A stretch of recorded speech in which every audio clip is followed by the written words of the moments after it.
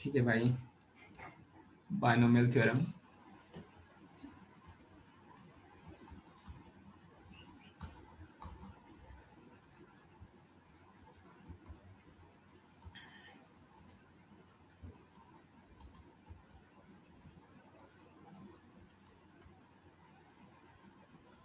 ठीक है, पहले लेवल 3 के क्वेश्चंस कर लेते हैं, फिर होमवर्क एक्सरसाइज शुरू करेंगे। होमवर्क एक्सरसाइज में भी लेवल 3 में क्वेश्चंस हैं जो, और क्वेश्चन नंबर 9 दोनों ही डिस्कस कर लेते हैं। सो शुरू करते हैं भाई लेवल 3 के क्वेश्चन से। और लेवल 3 पढ़ते पढ़ते ही हम कुछ और कॉन्सेप्ट पढ़ेंगे, जिसमें इंपॉर्टेंट कॉन्सेप्ट है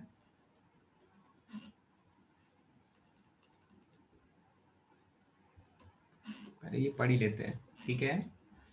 कॉन्सेप्ट है कि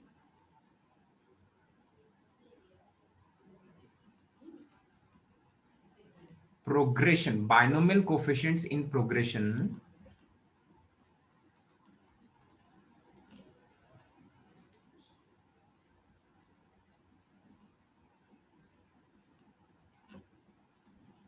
progression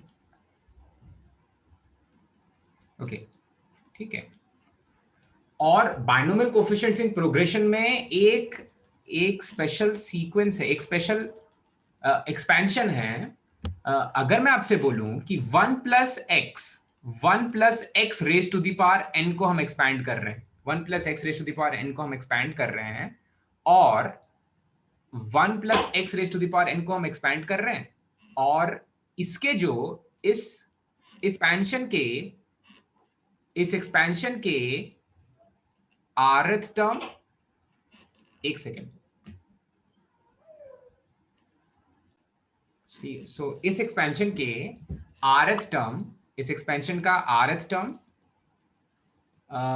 r plus 1th term, r plus 1th term और r प्लस 2th टर्म अगर अरिथमेटिक प्रोग्रेशन में है, ठीक है। अगर अरिथमेटिक प्रोग्रेशन में है तो what is the relation between n and r? Relation between n and r, ठीक है। ओके, सो एक एक करके फाइंड करते हैं भाई, एक एक करके फाइंड करते हैं। सभी लोग आ गए हैं ना भाई? हाँ, सभी लोग आ गए हैं। ओके, तो अगर मुझसे कोई पूछे कि ठीक है, इस सीक्वेंस के कोफिशिएंट्स ऑफ rth टर्म लिखना, बायनोमियल कोफिशिएंट्स की प्रॉपर्टी देख रहे हैं, तो कोफिशिएंट्स ऑफ rth टर्म,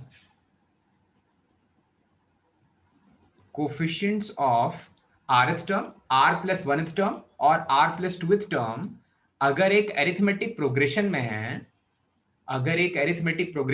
तो what is the relation between n and r? ठीक है, पहली प्रॉपर्टी है, बहुत छोटी सी चीज है, आसान सी चीज है। अगर मैं आपसे पूछूं कि what is term rth term लिखने के लिए क्या करना पड़ेगा भाई? rth टर्म लिखने के लिए क्या करना पड़ेगा? -1 + 1 टी आर माइनस 1 + 1 करना पड़ेगा, ठीक है। ये चीज सभी को चमक रही है ना? दीक्षा बोल तो टी rth टर्म क्या होगा?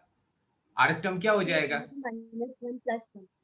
हाँ, टी rth टर्म हो जाएगा T R minus 1 plus 1th term. अच्छा भाई, और इसके लिए अब rth टर्म में लिखूंगा क्या? 1 plus X raise to the power n के एक्सपेंशन में rth टर्म में क्या लिखूंगा? दीक्षा बोल तो। सर क्या? T rth term 1 plus X raise to the power n के एक्सपेंशन में टी rth टर्म क्या होगा? टी आर क्या हो जाएगा?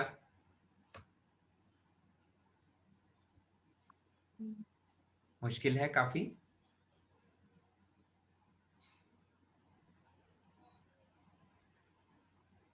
सोच लो, आप सोच के बोलो भाई।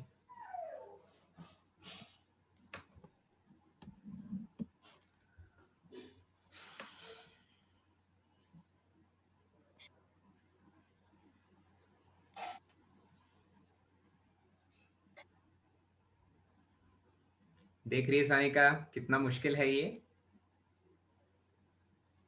तुझे समझ में आ रहा है कितना मुश्किल है ये?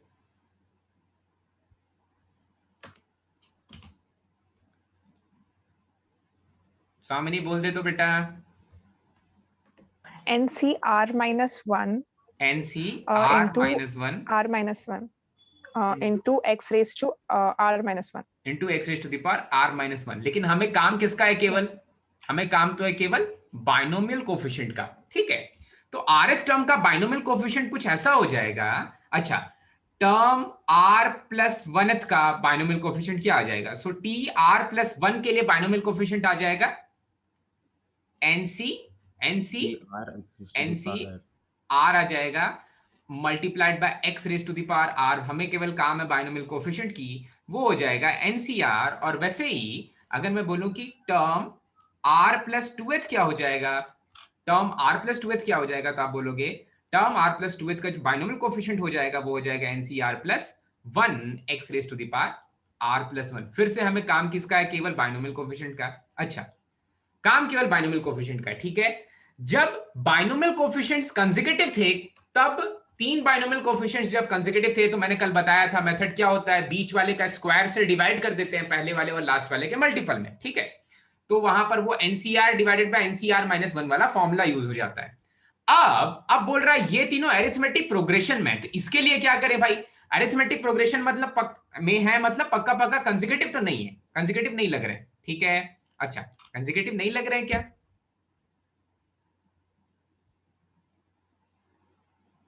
आरएथ term, r plus one term, r plus two term की बात कर रहे हैं, तो क्या तीनों टर्म्स कंसेक्यूटिव नहीं है?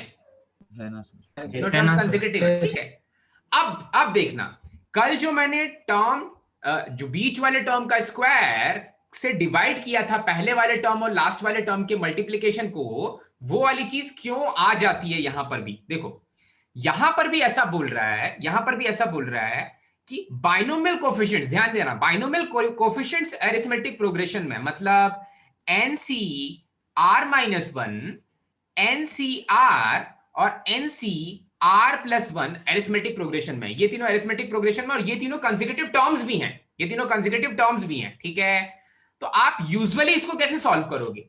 आप एक तरह से लिख सकते हो, क्या चीज लिख सकते हो भाई?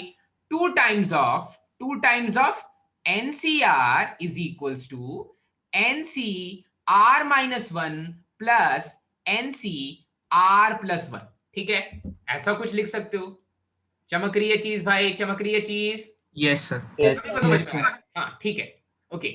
अगर ये वाला फॉर्म ट्रू है, अगर इस तरह से लिख सकते हैं, अगर इस तरह से लिख सकते हैं, ओके, तो फिर देखो, यहां से जब भी बाइनोमियल कोफिशिएंट्स ना कंसेक्यूटिव होते हैं, तो उनको सॉल्व करने का तरीका, उनको सॉल्व करने का मेथड देखो, जो आपका अपर बाइनोमियल कोफिशिएंट है तीनों जगह पर n है। ठीक है, तो क्या आप सोच सकते हो क्या कोई ऐसी ट्रिक जिससे ये इजीली यहां पर सॉल्व हो जाए और मुझे n और r के बीच में रिलेशन मिल जाए? कोई ऐसी ट्रिक जिससे इजीली सॉल्व करके n और r के बीच में रिलेशन निकाल दे? सोचो तो। नहीं चमक रहा है क्या? तीनों बराबर हैं और कहीं ना कहीं r minus one, r plus one consecutive terms बनने वाले हैं। तो देखो, डिवाइड कर सकते हैं क्या? हाँ डिवाइड कर देंगे। देखो यहां पर आप क्या करो, अगर आप एनसीआर से थ्रू और डिवाइड कर देते तो इसका फायदा क्या होगा? देखो, ये तो रह जाएगा 2, जो मेरा आरएचएस है वो बन जाएगा NC are minus one divided by NCR plus NC are plus one divided by NCR. ठीक है, NCR plus one divided by NCR.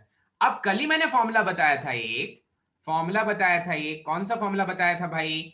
NCR divided by NC are minus one. ये क्या हो जाता है? ये हो जाता है ये वाला फॉर्मूला, जिसे पूछूंगा वही बताएगा। ठीक है, ये वाला फॉर्मूला क्या हो जाता है?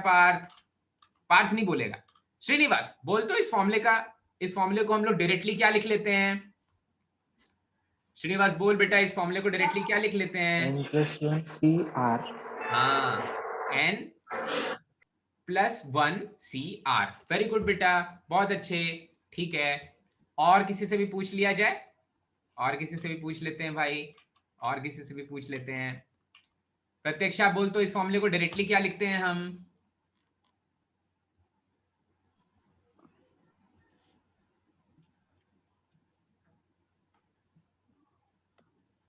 सर n plus 1 CR ही आएगा ना? n plus one C R रहेगा। Very good, n plus one C R हो जाएगा। Rishikesh? Sir n minus r plus one by r। कौन ये बोला? बेटा आप नींद में हो, बेटा नींद में। ऋषिकेश बता, NCR divided by NCR minus 1 क्या हो जाएगा? -r + 1 / r। हाँ, n minus R plus 1 divided by R. ठीक है, ये हो जाता है फॉर्मूला। और ये फॉर्मूला याद करने का कल मैंने मेथड बताया था कि ऊपर वाला माइनस नीचे वाले का नीचे वाला बाइनोमियल कोएफिशिएंट का इन दोनों को सब्ट्रैक्ट कर देंगे और फिर डिवाइड कर देंगे ये वाले आर से। ठीक है, ठीक है। तो चलो, तो अगर ये वाला फॉर्मूला मैं यहां पर इन दोनों बाइनोमियल कोएफिशिएंट्स में यूज करूं, तो यूज करने में देखो आपको एक चीज समझ में आ रही है कि ये थोड़ा सा उल्टा है। पहला वाला टर्म थोड़ा सा उल्टा लग रहा है क्या आपको? पहला वाला टर्म थोड़ा सा उल्टा लग रहा है, ठीक है। तो इसको मैं ऐसे लिखूंगा, इसमें वो वाला जो टर्म है वो नीचे आ जाने वाला है। मैं लिखूंगा n माइनस ऊपर वाला r माइनस 1, मतलब n minus R plus 1 divided by r, उल्टा कर दिया, प्लस दूसरे वाले के लिए n minus R divided by r plus 1 ऐसा लिख लूंगा। ठीक है, अब यहां से आसानी से हम निकाल सकते हैं रिलेशन बाइनोमियल कोएफिशिएंट्स के इस r और n की वैल्यूज का। ठीक है, बाइनोमियल कोएफिशिएंट्स में जो r और n आ रहे थे इनकी वैल्यूज का। ठीक है, तो ट्राई करते हैं भाई, इनके बीच में रिलेशन निकालते हैं, क्योंकि इनके बीच में रिलेशन से भी थोड़ा सा कॉम्प्लेक्स क्वेश्चन आ सकता है। थोड़ा सा आगे तक सॉल्व कर लेते हैं। रिलेशन निकालना है, एग्जैक्ट वैल्यूज नहीं निकालनी है। एक इक्वेशन से दो वैल्यूज ऐसे भी नहीं निकाल सकते, रिलेशन निकालना है केवल। ओके, तो यहां पर बोलेंगे 2 is equals to R square plus R plus n minus R multiplied by n minus R plus 1। देखो एलसीएम ले रहे हैं भाई, तो ये हो जाएगा n square minus N R plus n minus minus N R plus R square minus R whole divided by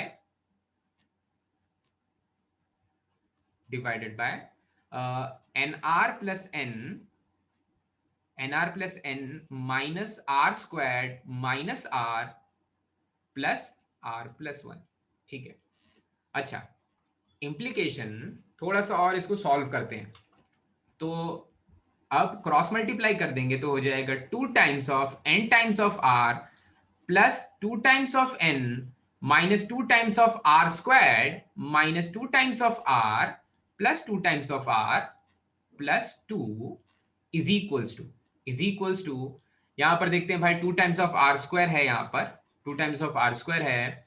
r और r तो कैंसिल हो जा रहा है, इनफैक्ट यहां पर भी 2r कैंसिल ही हो जा रहा है।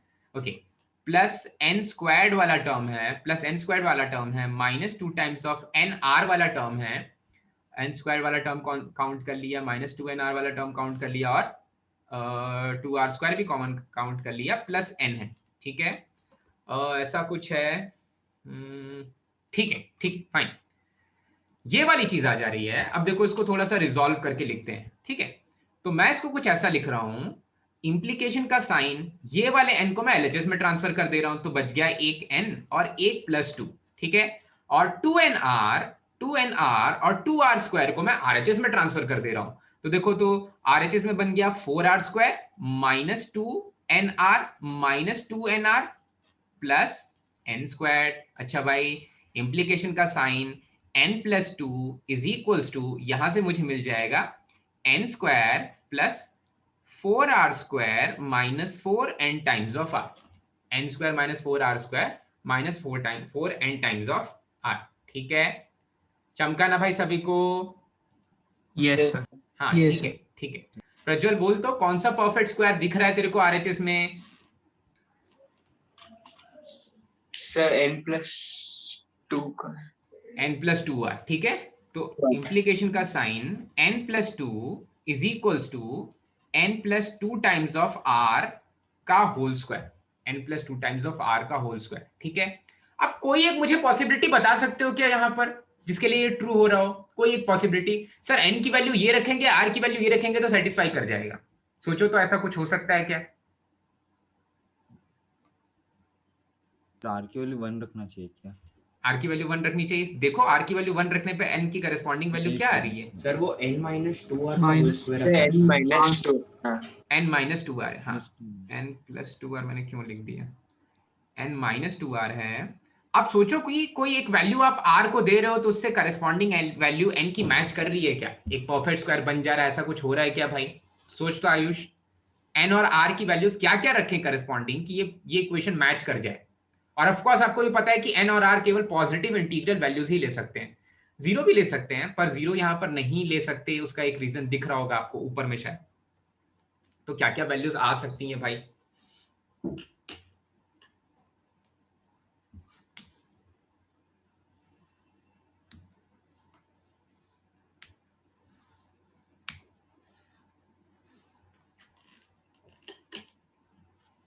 चलो अच्छा, मैं अगर ऐसा मान लूं, मैं एक एग्जांपल दे रहा हूं, मैं ऐसा मान ले रहा हूं कि r की वैल्यू हो जा रही है 2 और n की वैल्यू हो जा रही है 7।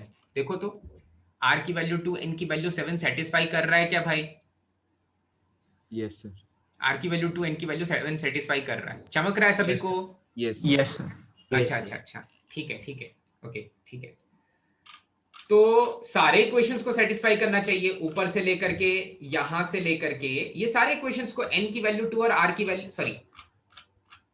r की वैल्यू 2 और n की वैल्यू 7, देखो तो सेटिस्फाई कर रहा है क्या? n की वैल्यू 2 और r की वैल्यू 7, उल्टा बोल दिया, n की वैल्यू 7 और r की वैल्यू 2। यहां पर आ जाएगा 7c3, यहां पर आ जाएगा 7c1, यहां पर आ जाएगा 7c2। देखो तो सेटिस्फाई किया क्या भाई?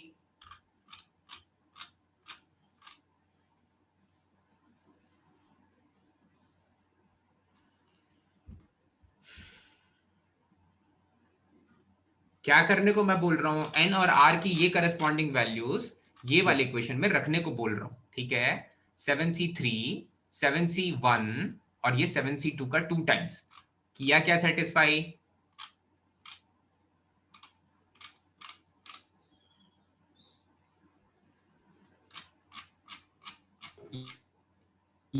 यस सर कर रहा हूँ। कर रहा है सेटिस्फाई, ठीक है। तो हाँ ठीक है ठीक है। तो यहां पर कहने का मतलब क्या है? यहां पर कहने का मतलब ये है कि अब आपके पास जब एक इक्वेशन आ जाएगा और 2 वेरिएबल्स हैं, पर आपको एक चीज पता है कि वो इंटीग्रल वैल्यूज ले सकते हैं, तो फिर आपको केवल सब्स्टिट्यूट करना है और देखना है कि क्या वो बाइनोमियल कोफिशिएंट्स के लिए वहां पर बात बन रही है। r की वैल्यू अगर आप 1 रखते तो बात नहीं बनती शायद, वो तो यहां से भी दिख रहा है, कहां से भी दिख रहा है, हाँ ठीक है, यहाँ पर तो ऐसा कोई प्रॉब्लम नहीं हो रहा है। जैसे r+7 हो जाता, कहीं पर r+7 हो जाता, तो फिर r की वैल्यू वहां पर मुझे ये इंश्योर करना है, मेरे कहने का मतलब ये है कि मैं ये चाहता हूं कि n की वैल्यू हमेशा ग्रेटर देन या इक्वल्स टू r+2 होनी चाहिए, ठीक है? छोटी नहीं होनी चाहिए उससे, ठीक है भाई? तो ये चीज तो आपने सेटिस्फाई करा दी है यहाँ पर, ठीक है? नंबर ऑफ ऑब्जेक्ट्स जिससे चॉइसेस कर रहे हैं वो हमेशा ज्यादा होने चाहिए नंबर ऑफ चॉइसेस से। 5 में से 3 ऑब्जेक्ट्स चूज कर सकते हो, 5 में से 7 ऑब्जेक्ट्स नहीं चूज कर सकते, ठीक है? तो चमका सभी को भाई, ये रिलेशन होता है अगर 3 कंसेक्यूटिव टर्म्स अरिथमेटिक प्रोग्रेशन में भी आ जाएं तो ये रिलेशन बनता है। अब यहां पर ये रिलेशन इंपॉर्टेंट नहीं है, रिलेशन याद करना इंपॉर्टेंट नहीं है, इंपॉर्टेंट कौन सा पार्ट है भाई? यहां से नेक्स्ट वाला स्टेप, ये वाले स्टेप से ये वाले स्टेप पे कैसे गए, ये चीज इंपॉर्टेंट है, ठीक है? चमका सभी को अच्छे से? Yes, sir. Yes, sir. ये तो था पहली वाली प्रॉपर्टी। अब अगर मैं बोल रहा हूं कि 4 consecutive terms if, दूसरी property, for 1 plus x raised to the power n, इसके बाइनोमियल एक्सपेंशन में if 4 consecutive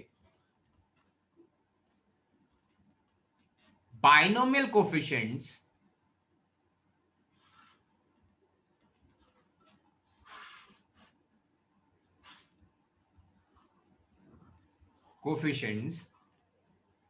are ABCD, 4 consecutive binomial coefficients अगर ABCD हैं, ठीक है, देन ये चीज ट्रू होती है। कौन सी चीज भाई? A divided bye A plus B divided by B plus C divided by C plus D, ये वाली चीज ट्रू होती है, ठीक है? तो ये भी एक बार ये वाली चीज प्रूव करने की कोशिश करेंगे, ठीक है? तो क्या आपको ये दिख रहा है क्या? A divided bye A plus B और B divided by B plus C और C divided by C plus D एक अरिथमेटिक प्रोग्रेशन में आ जाएंगे। चमक रही है चीज भाई? A divided bye A plus B, B divided by B plus C और C divided by C plus D एक अरिथमेटिक प्रोग्रेशन में आ जाएंगे, ओके? तो अब बात करते हैं हम अपने चार कंसेक्यूटिव टर्म्स की, चार कंसेक्यूटिव टर्म्स के बाइनोमियल कोफिशिएंट्स की। अच्छा भाई, तो मैं टर्म्स के नाम लिख लेता हूं भाई।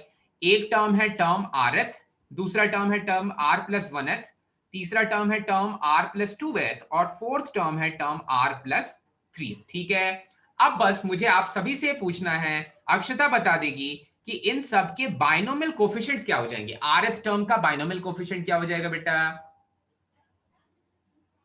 NCR-1। बिल्कुल सही, NCR-1। नेक्स्ट वाले का NCR हो जाएगा, फिर NCR+1 हो जाएगा और लास्ट वाले का NCR+2 हो जाएगा। ठीक है, अब मैं वो सारी चीजें क्रिएट करने की कोशिश करता हूं। कौन सी चीजें भाई?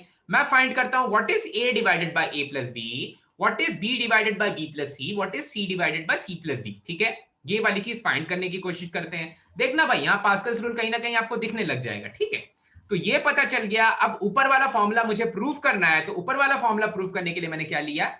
A divided bye A plus B ले लिया, ये फाइंड करने वाले हैं हम। ठीक है, so A divided bye A plus B के लिए A की वैल्यू तो मुझे पता है, मैंने बोला था 4 कंसेक्यूटिव टर्म्स के बाइनोमियल कोएफिशिएंट्स, तो यही मेरा A है, ये मेरा B है, ये मेरा C है, ये मेरा D है। ठीक है, इस टर्म का बाइनोमियल कोएफिशिएंट, मैंने टर्म की वैल्यू नहीं लिखी है, मैंने केवल उसके बाइनोमियल कोएफिशिएंट्स की वैल्यूज लिखी हैं। ठीक है, यहां पर A की वैल्यू हो जाएगी NCR-1 डिवाइडेड बाय, हाँ, A plus B, NCR-1 plus NCR।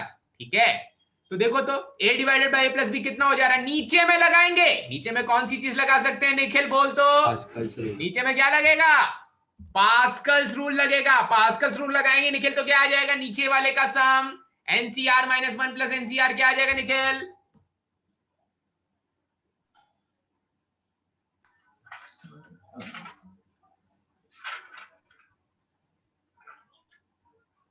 पता नहीं, कोई बात नहीं, कोई बात नहीं, अभी कोई और बता देगा। ठीक है, अच्छा भाई मधुरा बोल तो, NCR-1 प्लस NCR क्या हो जाएगा? N-R+1/R। फिर से एक बार बोलोगे आप? N-R+1/R। ये हो जाएगा N-R+1/R। Okay okay, nice, very good, N-R+1/R। ठीक है, वेरी गुड। अब मैं कुछ बोलना चाहता है क्या बेटा? तुझे क्या लग रहा है, सभी लोग क्लास में सो रहे हैं या कुछ लोग क्लास में सो रहे हैं, ऐसा तुझे लग रहा है? अब बताओ, अब खुद सोचो, मैंने क्या पूछा है? दो बाइनोमियल कोएफिशिएंट्स के सम की बात हो रही है यहाँ पर। आप जो आउटपुट बता रहे हो वो दो बाइनोमियल कोएफिशिएंट्स के डिवीजन का आउटपुट है, तो मतलब आप क्लास में ध्यान ही नहीं दे रहे हो, आप सो रहे हो आप लोग क्लास में। ठीक है, कोई बात नहीं बेटा, होता है। अभी 2.5 घंटे सो लो, फिर 2.5 घंटे सो लेना, आपको पूरा समय मिलेगा सोने का। ठीक है, समझ रही है वृंदा? मैंने क्या पूछा? दो बाइनोमियल कोएफिशिएंट्स के सम, दो बाइनोमियल कोएफिशिएंट्स के सम का आउटपुट कभी भी इस फॉर्म में दिखेगा क्या? उनके डिवीजन के फॉर्म में आएगा क्या? डिवीजन के फॉर्म में कौन सा आउटपुट आता है? जब मैं NCR डिवाइडेड बाय NCR-1 करता हूं। ठीक है, तो वृंदा बोल दे तो NCR-1 प्लस NCR क्या होगा?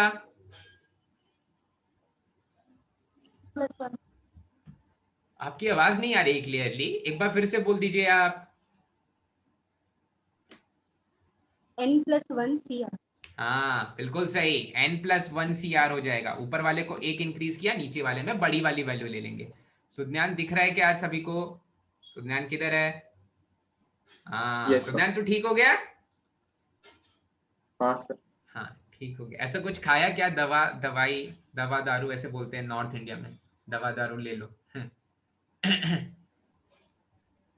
या सर तू ठीक है? काफी पतला लग रहा था यार उस फोटो में।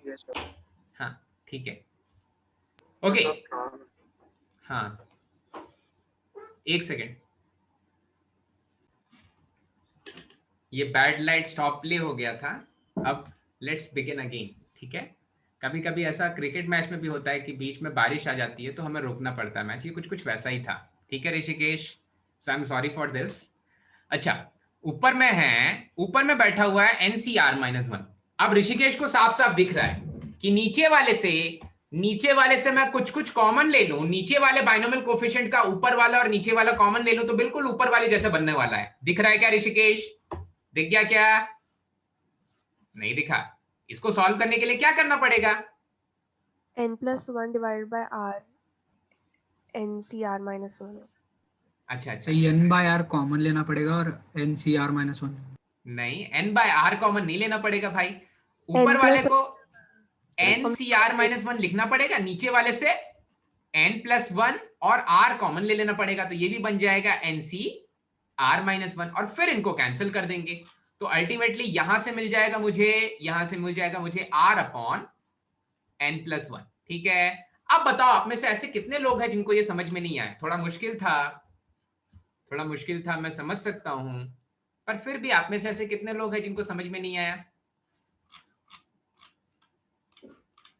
सभी को समझ में आ गया? Yes sir. ठीक है, जगे रहो, जगे रहो। सुध्यान जग रहा है ना? Yes sir. हाँ, सोना नहीं है बेटा, किसी को नहीं सोना है। ठीक है, कहीं कहीं पर तोते उड़ सकते हैं भाई। ठीक है, तो बी प्रिपेयर्ड, बहुत सारी अच्छी चीज पढ़ने वाले हैं हम। ठीक है, a/a+b निकाल लिया। चलो, a/a+b निकाल लिया। अब निकालते हैं, तो ये वाला जो फॉर्म था, ये मेरा पहला फॉर्म था जो फाइंड करना था, उसमें पहली वाली वैल्यू मैंने निकाल ली, a/a+b। अच्छा, अब फाइंड करते हैं b/b+c। ठीक है, b/b+c निकाल रहे हैं निशा, देख रही है ना? b/b+c निकाल रहे हैं। उसके लिए देख, तो b की जगह पर मैंने ले लिया NCr और नीचे में ले लिया NCr+NCr+1। अनिशा जग रही है? इधर हाँ गई? सर। हाँ निशा बोल। तो ऊपर वाला तो NCr ही रहेगा, नीचे वाले को क्या लिख लें जल्दी से? n+1 n+1c r+1। और फिर जल्दी से बोल दे तो नीचे से कुछ कॉमन लेकर के काट कूट कर देंगे भाई, तो फिर क्या बच जाएगा काटने पीटने के बाद? r+1/n+1। ठीक है, हाँ, आप जल्दी जल्दी करने लग गए हो। लास्ट वाला भी मुझे बता ही दो, लगे हाथ, लगे हाथ। ठीक है, ओके। थर्ड वाला काम डाउन गाइस। c/c+d की वैल्यू निकालते हैं भाई। c/c+d की वैल्यू के लिए पहले c की वैल्यू चाहिए। c क्या था मेरा? कोफिशिएंट तीसरे वाले टर्म का, NCr+1। NC, अरे ब्लैक से नहीं लिखना है, पाप होगा। NCr+1। I request all of you to switch on your videos. ठीक है, आज वो खुशी का दिन है, खुशी का दिन मतलब हैप्पीनेस का दिन है। हम लोग तो निखिल थोड़ा पढ़ ले बेटा, कभी कभी पढ़ भी लेना चाहिए। हाँ मिताली, पढ़ ले थोड़ा थोड़ा। ठीक है, और एक सेकंड अभी देखता हूँ किसने किसने ऑन नहीं किया है। श्रेयस थोड़ा पढ़ ले बेटा, श्रेयस पढ़ ले थोड़ा। ठीक है, पढ़ना पड़ेगा, काफी इंपॉर्टेंट है पढ़ाई। ओके, और बट तो आया नहीं है, और बट ने ऑन कर दिया।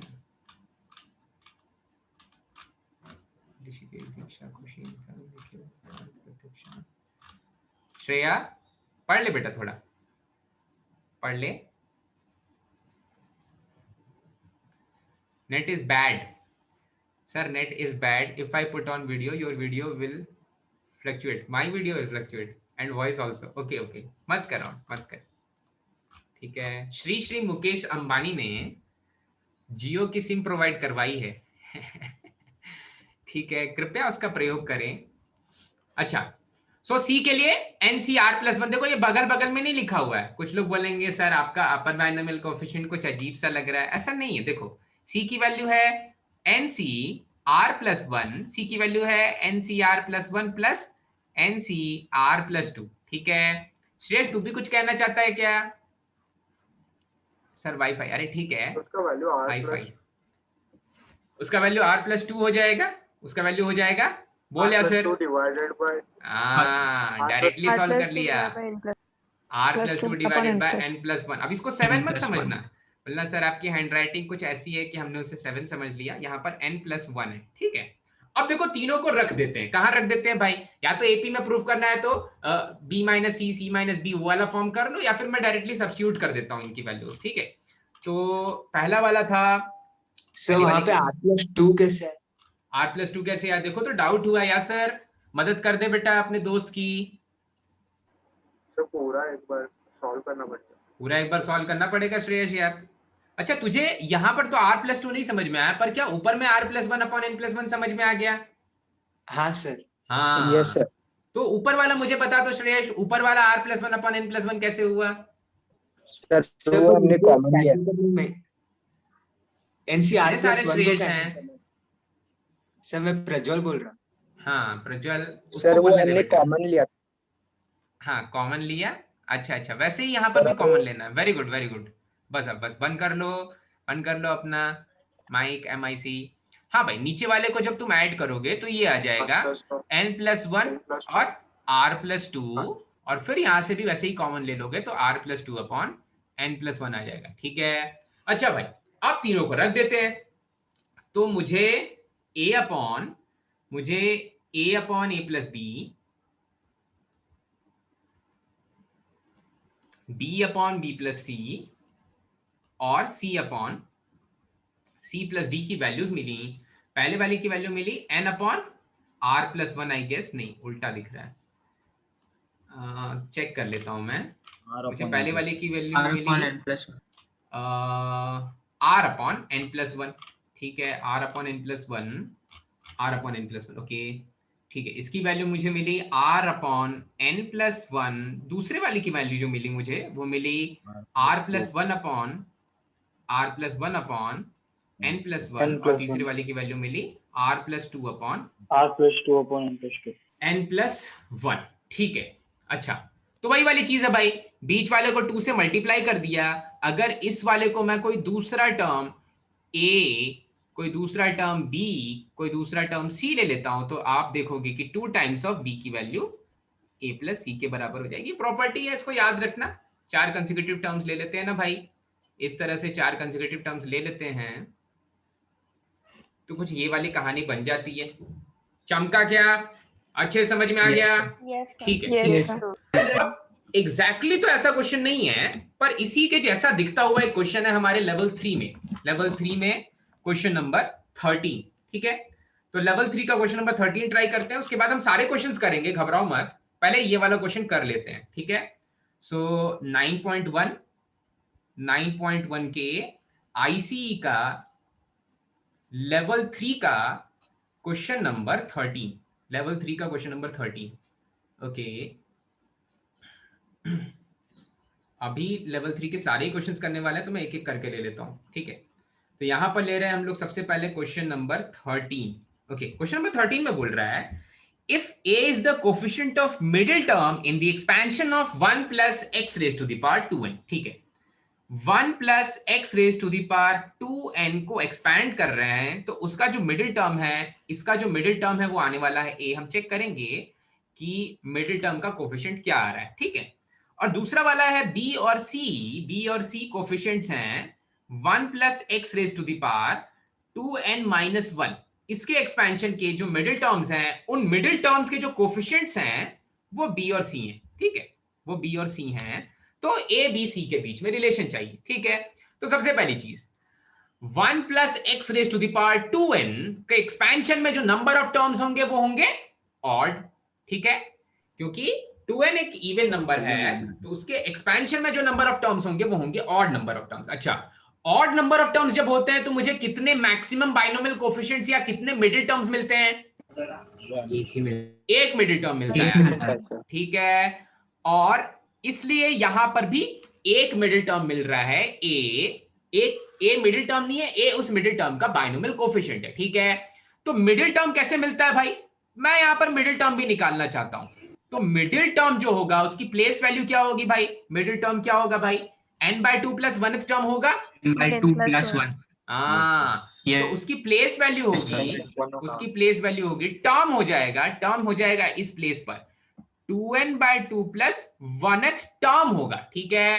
तो उसका बाइनोमियल कोफिशिएंट हो जाएगा 2nc n+1 नहीं 2nCn -1 कर दोगे तो 2nCn हो जाएगा। ठीक है, तो कहीं ना कहीं मुझे बाइनोमियल कोफिशिएंट मिल गया मिडिल टर्म का in the expansion of 1 + x raised to the power 2n में। ठीक है, चलो बहुत अच्छे। ठीक है, अब b और c वाले टर्म्स की बात करते हैं। तो जब मेरा जो पार है वो 2n - 1 है, इसका मतलब मेरा पार एक ऑड नंबर है। अगर मेरा पार एक ऑड नंबर है तो नंबर ऑफ टर्म्स हो जाएंगे इवन।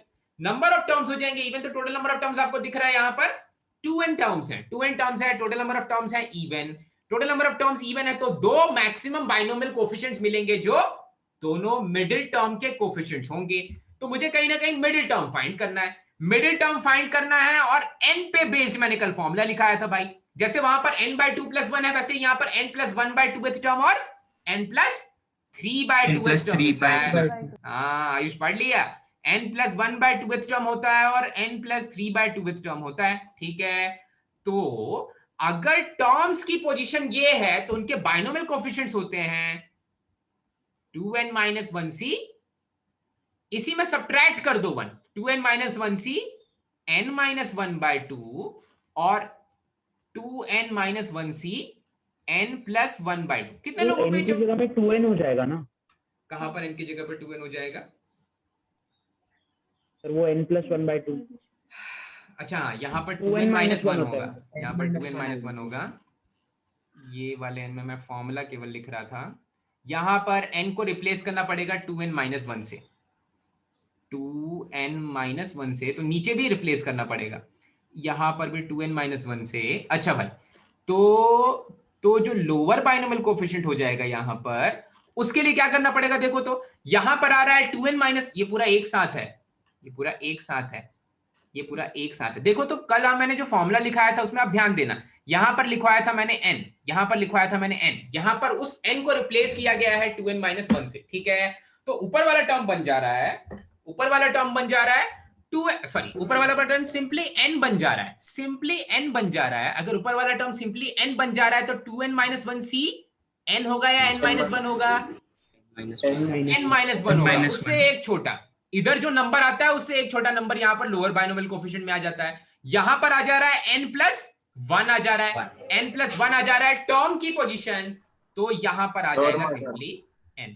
ठीक है, टर्म की पोजीशन है n + 1th पोजीशन, तो जो मेरा लोअर बाइनोमियल कोफिशिएंट आ जाएगा उसकी जगह पर सिंपली n आ जाएगा। ठीक है, अब यही तो मेरे एबीसी हैं। ठीक है, पहला वाला है a। अच्छा, तो ये वाली चीज है a की वैल्यू, ये a की वैल्यू है, ये मेरे b की वैल्यू है आई गेस, और ये मेरे c की वैल्यू है, टू मिडिल टर्म्स। हाँ, ये मेरे c की वैल्यू है। अच्छा भाई, ठीक है, फाइन। अब देखो तो आप अगर ध्यान दोगे तो 2n - 1c n को जब आप ऐड करोगे 2n - 1c n - 1 से, तो आपको आउटपुट मिलेगा। ऊपर वाले में दोनों सेम है तो ऊपर वाले में एक इंक्रीज कर देंगे, नीचे वाले में बड़ी वाली वैल्यू ले लेंगे। ठीक है, ऊपर वाले में एक इंक्रीज कर देंगे, जब अपर बाइनोमियल कोफिशिएंट्स एक जैसे दिखने लग जाते हैं, सेम पिंच हो जाता है, तो ऊपर वाले में 1 ऐड कर देते हैं और नीचे वाले में बड़ी वाली वैल्यू ले लेते हैं। भाई यही तो था पास्कल्स रूल, ये तो था पास्कल्स रूल। पर आपको पता चलेगा कि अरे ये तो मेरा C है, ये तो मेरा B है, ये तो मेरा A है, तो A = B + C रिलेशन हो जाएगा। ठीक है, चमक गया भाई, आसान क्वेश्चन था।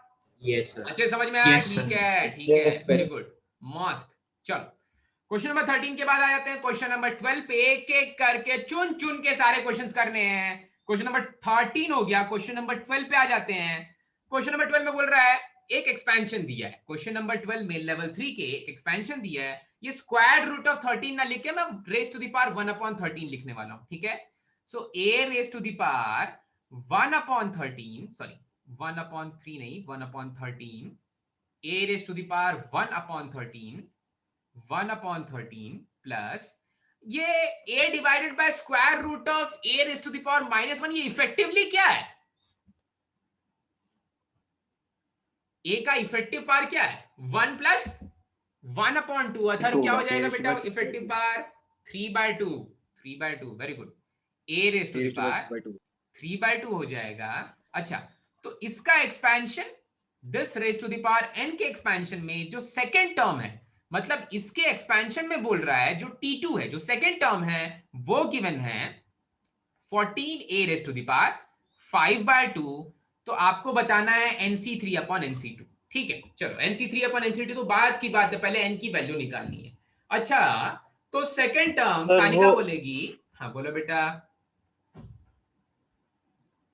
सर वो इफेक्टिव पावर नहीं समझा सकता। इफेक्टिव पावर नहीं आया, कोई बात नहीं, कोई बात नहीं। किसको नहीं आया? सर मुझे आर्यन को। ठीक है, देखो थोड़ा मुश्किल है। ये है a न्यूमरेटर में है और डिनोमिनेटर में है a raise to the power -1 का स्क्वायर रूट। ठीक है, अब a raise to the power -1 का मतलब क्या होता है आर्यन?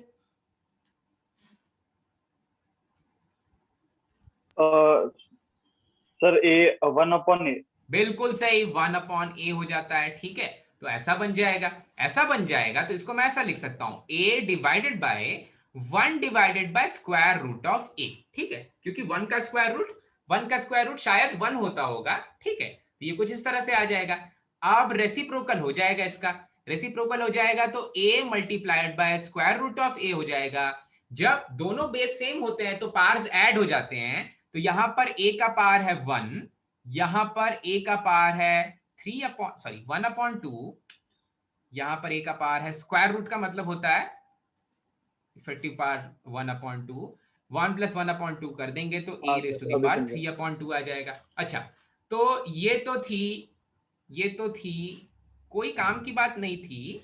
हाँ, काम की बात जो क्वेश्चन से रिलेटेड है वो ये है कि सेकंड टर्म क्या होने वाला है। तो देखो, तो T2 निकालना है भाई, T2 निकालना है, T2 निकालना है हमें, T2 निकालना है। T2 निकालने के लिए क्या करेंगे? T ऑफ मैं बोल 1 + 1। हमें की आवाज इतनी पतली कैसे हो गई? फ्रीक्वेंसी कैसे बढ़ गई हमें? तेरी आवाज की पिच कैसे बढ़ गया? चलो ठीक है, कोई बात नहीं। हमें के लिए लोग आगे आ रहे हैं, तो ऋषिकेश नहीं आ रहा है आगे, वो तो काफी सेकेंडरी है। पर ओके, सो ओके, ठीक है। T ऑफ 1 + 1 के लिए, T ऑफ 1 + 1 के लिए क्या करना पड़ेगा भाई? T ऑफ 1 + 1 के लिए लिखना पड़ेगा NC1 first term is a raise to the power 1/13, so a raise to the power n - 1/13 multiplied by दूसरा वाला a raise to the power, देख तो यहां पर 3/2 है 3/2 3/2 है, 3/2 raise to the power 1 is 3/2 only, तो यहां पर आ जाएगा 3/2। अच्छा भाई, अब इसी की वैल्यू, यही वाले टर्म की वैल्यू, अच्छा NC1 की वैल्यू क्या होती है आर्यन? NC1 is n। बिल्कुल सही, तो यहां पर लिखा हुआ है n multiplied by a raise to the power n - 1/13 + 3/2। देखो, तो पार्स जब सेम है तो बेसिस जब सेम है तो पार्स मैंने ऐड कर दी, और इसी चीज की वैल्यू अकॉर्डिंग टू क्वेश्चन दे रहा है 14 multiplied by a raise to the power 5/2। Compare करोगे ना, कंपेयर करोगे तो n की वैल्यू शायद 14 दिख रही है, लग रही है कि 14 आनी चाहिए। यहां से कंपैरिजन कुछ ऐसा दिख रहा है। क्या n = 14 सेटिस्फाई कर रहा है? a की पावर को भी चेक कर लेते हैं। वहां पर आ जाएगा 14 - 1/13, मतलब कि 13/13, मतलब कि 1, सो 1 + 3/2 दे देगा 5/2, तो n = 14 सेटिस्फाई कर देगा। ठीक है, n = 14 सेटिस्फाई कर देगा, n = 14 सेटिस्फाई कर देगा, तो n की वैल्यू आपको पता चल गई। अब आपसे पूछ रहा था what is NC3 divided by NC2, तो आपको पता है कि ये वाली चीज को डायरेक्टली हम लिखते हैं n - 2/3। ठीक है, यानी कि 14 - 2/3 यानी कि 4। ठीक है, आई होप सभी को समझ में आ गया होगा। बढ़ जाते हैं आगे जल्दी से।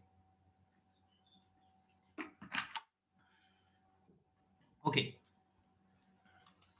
क्वेश्चन नंबर 12 ये था। क्वेश्चन नंबर 14 थोड़ा सा इंपॉर्टेंट है, ये प्रॉपर्टी भी आपको याद रखनी है।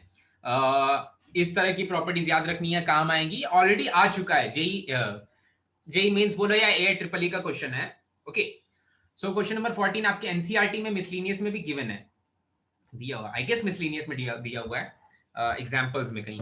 ओके, सो यहां पर एक एक्सपेंशन दिया हुआ है, यहां पर एक एक्सपेंशन दिया हुआ है x² + 1/x² + 2 raise to the power n, ये एक्सपेंशन दिया हुआ है।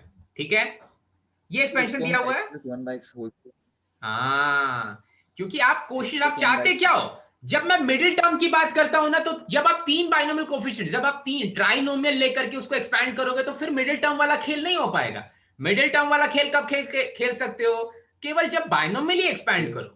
मिडिल टर्म वाले फॉर्मूले तभी काम करेंगे जब आप उनको बाइनोमियली एक्सपैंड करोगे। जब ट्राइनोमियली एक्सपैंड करोगे तो मिडिल टर्म कैसे निकलता है वो अभी हमने नहीं पढ़ा है, वो चीज अभी हमने नहीं पढ़ी है। ओके फाइन, ठीक है। तो आपको ये चमक गया होगा, कुछ लोगों को तो चमक गया होगा कि ये जो लिखी हुई, ये जो अंदर में लिखा हुआ मसाला है, ये एक परफेक्ट स्क्वायर है और इसी का निकालना है हमें मिडिल टर्म, इसका निकालना है हमें middle term. Okay, middle term निकालना है। अच्छा, परफेक्ट स्क्वायर कैसे है भाई, देखो तो x का होल स्क्वायर प्लस 1/x का भी whole square plus 2 multiplied by x multiplied by 1/x raise to the power n given है।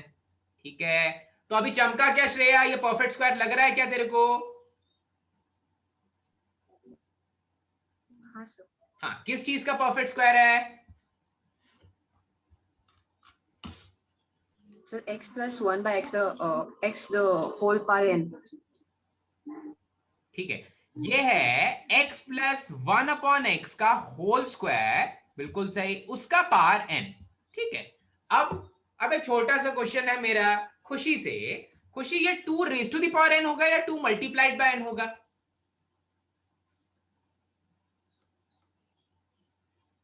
2 raised to 2 raise to the power n होगा। ठीक है, ऋषिकेश 2n होगा। 2 मल्टीप्लाइड बाय n होगा ना? हाँ, 2 मल्टीप्लाइड बाय n हो जाएगा। ठीक है, यस। सो ये वाले n को हम 2 से मल्टीप्लाई कर देते हैं। बहुत खतरनाक चीज है, बहुत खतरनाक चीज है। शुरू में बताया था मैंने 2 raise to the power 3 raise to the power 4 वाला क्वेश्चन। ठीक है, तो ये 2 मल्टीप्लाइड बाय n हो जाएगा। अच्छा, अब एक टर्म दिया है, एक बाइनोमियल टर्म दिया है x प्लस 1/x, उसको बाइनोमियली एक्सपैंड करना, उसके एक गिवन पावर को बाइनोमियली एक्सपैंड करना है। अच्छा, बाइनोमियली एक्सपैंड करना है और उसमें नंबर ऑफ टर्म्स हैं ऑड, क्योंकि 2n एक इवन नंबर है तो 2n प्लस 1 एक ऑड नंबर हो जाएगा। अगर ऑड नंबर ऑफ टर्म्स हैं तो मिडिल टर्म निकालने के लिए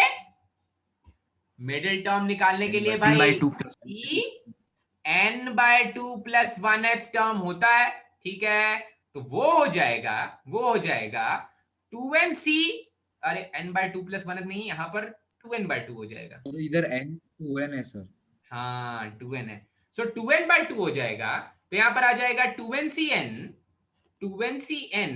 पहला वाला x raise to the power, coefficient या दोनों ही सेम ही आने वाले हैं चीजें। 2n minus n that is n multiplied by 1/x raise to the power n, ये दोनों एक दूसरे को खा जाएंगे भाई। 2ncn बना, 2ncn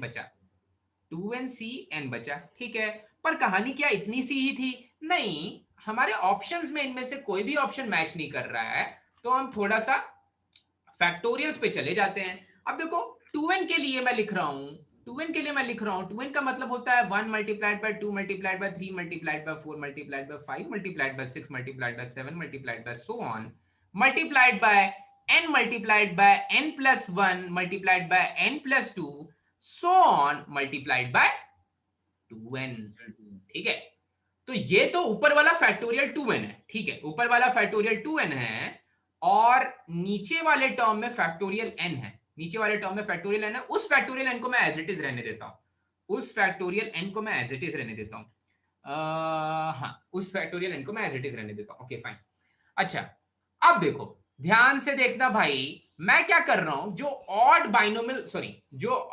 टर्म्स है मेरे, जो ऑड टर्म्स इन मल्टीप्लिकेशन है उनको एक साथ लेता हूं, जैसे 1 3 5 7 और 2n से जस्ट एक पहले वाला टर्म कौन सा होगा? 2n minus 1। ठीक है, तो ये सारे ऑड टर्म्स को एक साथ ले लेते हैं, 1 3 5 7 9 तो नीचे और एक फैक्टोरियल n माइनस n, हाँ factorial n times of factorial n। हाँ, अब मैंने सारे ऑड टर्म्स को एक साथ ले लिया, इनको सेम कलर से कलर कर दे रहा हूं भाई, ये मेरे ऑड टर्म्स थे। ओके ठीक है, अब जो मेरे इवन टर्म्स हैं, ये एक 2 हो गया, ये एक 4 हो गया, ये एक 6 हो गया, ये एक n+2 हो गया, ये खुद एक 2n हो गया। तो देखो तो क्या हर एक इवन टर्म एक 2 दे सकता है?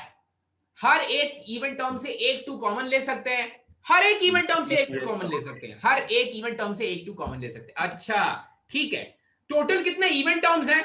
टोटल नंबर ऑफ टर्म्स है 2n, 2n का आधा n even term even term, even term और हर एक इवन टर्म एक 2 देता है भाई। अरे भाई टोटल 2n समोसे हैं भाई, 2n समोसे में से n समोसे एक एक समोसे दे देते हैं, तो टोटल n समोसे हो जाएंगे भाई, total n number of 2s हो जाएंगे।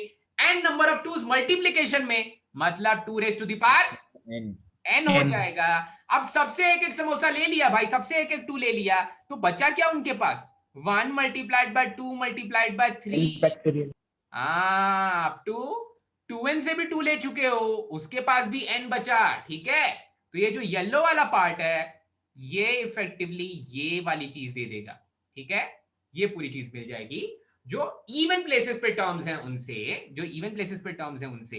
फाइन, आप कोई दम नहीं है क्वेश्चन में। नीचे में बैठा हुआ है एक फैक्टोरियल, नीचे में बैठा हुआ है एक फैक्टोरियल n, ओके, और ऊपर में भी आपको एक n फैक्टोरियल दिख चुका है। नीचे में एक फैक्टोरियल n था, ऊपर में भी एक फैक्टोरियल n दिख चुका है, तो ये वाले फैक्टोरियल n से ये वाला फैक्टोरियल n हम कैंसिल कर देंगे, तो जो फाइनल आउटपुट आ जाएगा वो हो जाएगा product of odd numbers, product of odd numbers up to 2n minus 1 multiplied by 2 raised to the power n divided by factorial n, divided by factorial n। ठीक है चमका भाई, अच्छे से समझ में आ गया ना? कोई डाउट इसमें? कोई डाउट नहीं, कोई डाउट नहीं, काफी इंटरेस्टिंग है, काफी इंटरेस्टिंग है। तो 2n को डायरेक्टली ऐसा लिख सकते हैं। हो सकता है किसी छोटे एग्जाम में जैसे सीईटी या कोई दूसरा एग्जाम आप लिख रहे हो जिसमें इस तरह से दे दिया जाए, इस तरह से दे दिया जाए 2n को। ठीक है, तो याद रखना ये वाली चीज, ओके, ये वाली चीज याद रखेंगे और आगे बढ़ेंगे क्वेश्चन नंबर 15 पे। क्वेश्चन नंबर 15 देख लेते हैं भाई। Question number 15, question number 15, okay, question number 15, यहां पर थोड़ा सा लॉग की प्रॉपर्टी यूज होने वाली है। ठीक है, यहां पर जो टर्म लिखा हुआ है, जो क्वेश्चन लिखा हुआ है वो है 3 raised to the power log to the base 3 of, मैं स्क्वायर रूट को पावर 1/2 लिख रहा हूं, तो ये है 25 raised to the power x minus 1 plus 7, कहां पर है, बड़ा दिख रहा है, plus 7 raised to the power 1/2 plus 3 raised to the power minus 1/8 multiplied by log to the base 3 और ब्रैकेट्स में 5 raised to the power x minus 1 plus 1।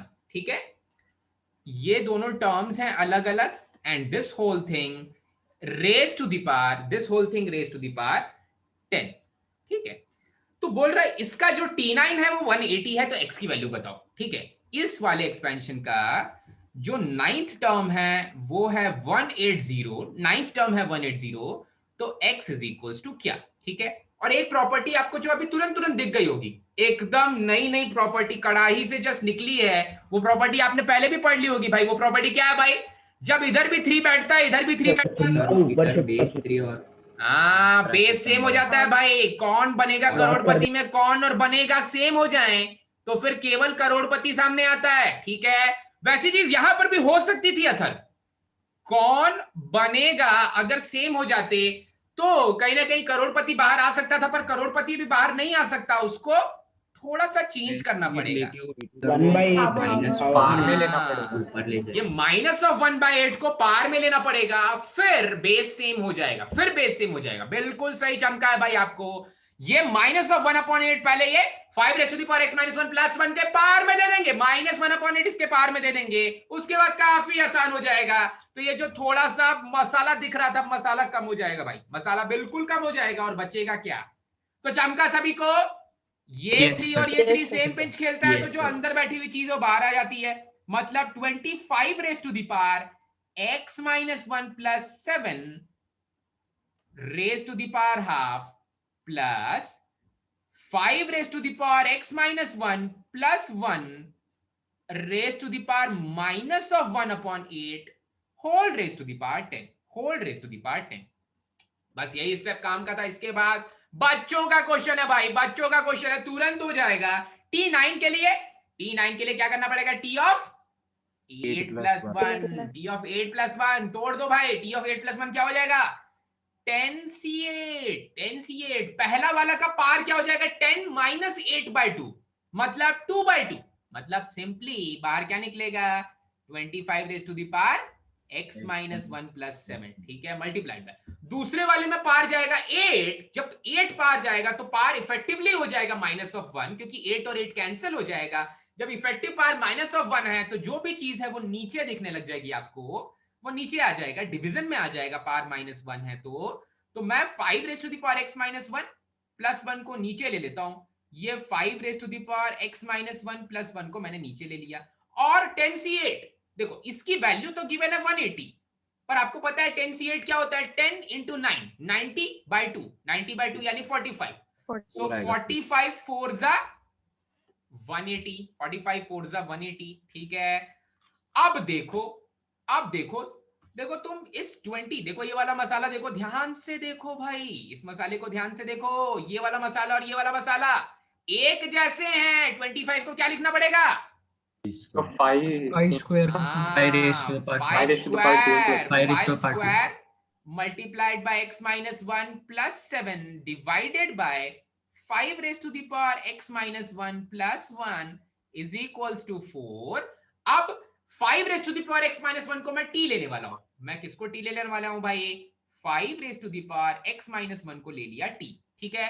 तो ऊपर में ध्यान से देखोगे ना, ऊपर में कुछ ऐसा है, t का स्क्वायर है, 5 raise to the power x minus 1 का स्क्वायर, t का square plus 7 divided by t plus 1, इसकी वैल्यू 4 के बराबर है। तो निकाल लेते हैं इसकी वैल्यू क्या आ रही है। काफी आसान हो चुका है, कुछ बचा ही नहीं है भाई। t स्क्वायर प्लस 7 की वैल्यू है 4t plus 4, 4t, 4 times of t plus 4। तो यहां से मिल जाएगा भाई t square minus 4t plus 3 is equal to 0। टूट गया भाई, टूट गया। किसमें किसमें टूटा? t की वैल्यू 3 और 1/3 क्या? माइनस, हाँ, t की वैल्यू 3 और 1, नहीं 3 और 1, प्लस 3 और प्लस 1, ठीक है, प्लस 3 और प्लस 1 हो जाएगी। अच्छा भाई, ऐसा कुछ आ रहा है, ऐसा कुछ आ रहा है। तो यहां से t तो मेरा क्या था? 5 raise to the power x minus 1। So 5 raise to the power x minus 1 या तो 3 है या फिर 5 raise to the power x minus 1 1 के बराबर है। अच्छा, तो पहले वाले से क्या मिलने वाला? x की वैल्यू, हाँ हाँ ठीक है, ठीक है। सो 1 के लिए तो मैं RHS को कुछ ऐसा लिख दूंगा, 1 के लिए RHS को कुछ ऐसा लिख दूंगा। ये तो 5 रेज टू द पावर 0 है, 1 5 रेज टू द पावर 0 है। यहाँ पर थोड़ा सा, हाँ, ये है 5 रेज टू द पावर 0, मतलब x की वैल्यू क्या है? 1 के बराबर आ रही है यहां से, ठीक है। दूसरे वाले को कैसे सॉल्व करें भाई? दूसरे वाले में थोड़ा सा दिमाग लगाना पड़ेगा। मुझे कुछ ऐसा लिखना पड़ेगा, x minus 1 is log of 3 to the base 5, that means x will be equals to log of 3 to the base 5 plus 1, ठीक है, ऐसा कुछ। और log of 3 to the base 5 plus 1 को कुछ ऐसा लिख सकते हैं, log of 3 to the base 5 plus log of 5 to the base 5, एक साथ करके लिख सकते हैं भाई, log of 15 to the base 5, ठीक है। तो एक तो x की वैल्यू वो ऊपर वाली आ जाएगी, ये वाली वैल्यू, या फिर ये वाली वैल्यू, दो वैल्यूज हो सकती हैं x की। चलो भाई जल्दी से आगे बढ़ते हैं, जल्दी से आगे बढ़ते हैं और आपका डाउट वाला क्वेश्चन देख लेते हैं। Question number 9 of homework exercise, question number 9 of homework exercise. इसके बाद धीरे धीरे करके हम आगे बढ़ेंगे, कुछ और कॉन्सेप्ट भी पढ़ने हैं। सेकंड नोट कर लो भाई जल्दी से।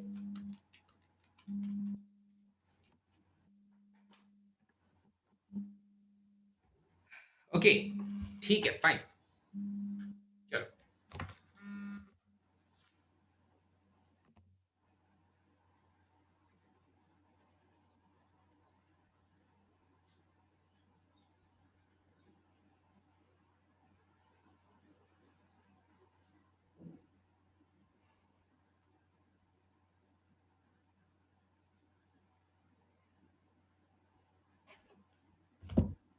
चलो नोट कर लिया भाई सभी ने? Yes sir. चलो Yes, sir. ठीक है। Yes, sir. Yes, अब आ sir. जाते हैं 9.1 के ही होमवर्क एक्सरसाइज के क्वेश्चन नंबर 9 पर। कोई और डाउट तो नहीं है ना भाई किसी को? क्योंकि बाकी सारे क्वेश्चंस इजी हैं। अगर आपका डाउट क्वेश्चन नंबर 6 है तो क्वेश्चन नंबर 6 की जगह मैं क्वेश्चन नंबर 12 डिस्कस कर दूंगा। बिल्कुल सेम है, बिल्कुल एक जैसे ही है दोनों क्वेश्चंस। तो हाँ, आपका काम बन जाएगा। तो 6 की जगह मैं 12 कर दूंगा अगर आपका डाउट 6 है तो। ठीक है, अगर क्वेश्चन नंबर 6 हो गया है तो फिर तो डिस्कस करने की जरूरत ही नहीं है। ओके, तो पहले 9th वाला देख लेते हैं। बोल रहा है in the expansion of x plus a raised to the power n if sum of odd terms is p and sum of even terms is q। ठीक है, in the expansion of x plus a raised to the power n, x plus a raised to the power n, इसका expansion लिख लेते हैं। इसका expansion हो जाएगा nc0 x raised to the power n plus nc1 x raised to the power n minus 1a plus nc2 x raised to the power n minus 2 a squared plus nc3 x raised to the power n minus 3 a cube plus so on, ये सिलसिला चलता रहेगा और last में आएगा ncn x raised to the power x raised to the power 0 a raised to the power n, directly a raised to the power n लिखते हैं, a raised to the power n। ठीक है, a raised to the power n। अच्छा, अब पहले इसके odd terms और even terms को भाई, दूध का दूध और पानी का पानी, ऑड टर्म्स और इवन टर्म्स बिल्कुल अलग अलग कर लो भाई। ऑड टर्म्स और इवन टर्म्स अलग अलग कर लेते हैं। ओके चलो, तो ये हो जाएगा ऑड टर्म्स और इवन टर्म्स हम अलग अलग कर लेते हैं। अच्छा भाई, तो यहां पर आ जाएगा nc0 x raised to the power n, मैं इवन टर्म्स को अलग कर रहा हूं पहले। ठीक है, plus nc2 x raised to the power n minus 2a square plus nc4 x raised to the power n minus 4a4 plus up to, अब मुझे नहीं पता कि ये कितने नंबर ऑफ टर्म्स हैं इसमें, n ऑड है या इवन है नहीं पता, तो मैं लास्ट टर्म नहीं लिख सकता। तो मैंने अपना एक्सपेंशन इवन टर्म्स के लिए कुछ ऐसा लिख लिया और ऑड टर्म्स के लिए लिखते हैं भाई प्लस। अब मैं लिखता हूं अपने ऑड टर्म्स हो जाएंगे nc1 x raised to the power n minus 1 times of a plus nc2 x raised to the power n minus 2, नहीं 2 तो होगा ही नहीं, 3 आएगा, गड़बड़ कर दिया भाई। यहां पर आ जाएगा nc3। सर जो पहले लिखा है वो ऑड टर्म्स होंगे ना? क्या बेटा? सर कोएफिशिएंट इवन है तो ऑड टर्म्स होंगे ना, जो रेड में लिखा है। जो ये ऑड और इवन शायद कोफिशिएंट से ले रहा है, तो ये इवन टर्म्स हैं, ठीक है। और जिनके कोफिशिएंट्स ऑड हैं, हाँ, प्लेस वैल्यू पे नहीं काउंट करेंगे ऑड और इवन टर्म्स को, नहीं तो वो बोलता है कि terms at odd and even places. ठीक है, यहां ऑड एंड इवन प्लेसेस नहीं बोला है, सम ऑफ ऑड टर्म्स बोला है। तो मुझे लगता है कि वो इसके एक्सपेंशन में बात कर रहा है जो टर्म्स के कोफिशिएंट्स इवन है, लोअर बाइनोमियल कोफिशिएंट्स इवन है, वो मेरे इवन टर्म्स हैं। जिन टर्म्स के लोअर बाइनोमियल कोफिशिएंट्स ऑड हैं वो मेरे ऑड टर्म्स हैं। ठीक है, ओके, तो अभी ऑड टर्म्स लिख रहे हैं nc3 x raised to the power n minus 3a cube plus nc5 x raised to the power n minus 5 a raised to the power 5 and so on।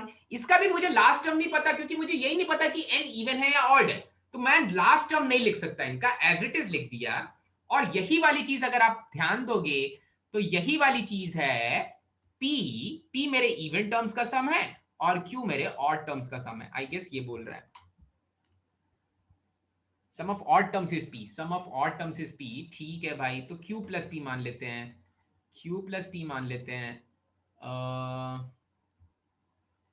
Okay ठीक है, q plus p मान लेते हैं, q plus p। ठीक है, odd terms p है शायद, odd terms is p, ठीक है, ऑड टर्म्स इज p। अच्छा, अब देखो, तुम्हें p square minus Q square निकालना है, चलो ठीक है, चलेगा, वो वाली चीज भी चलेगी भाई।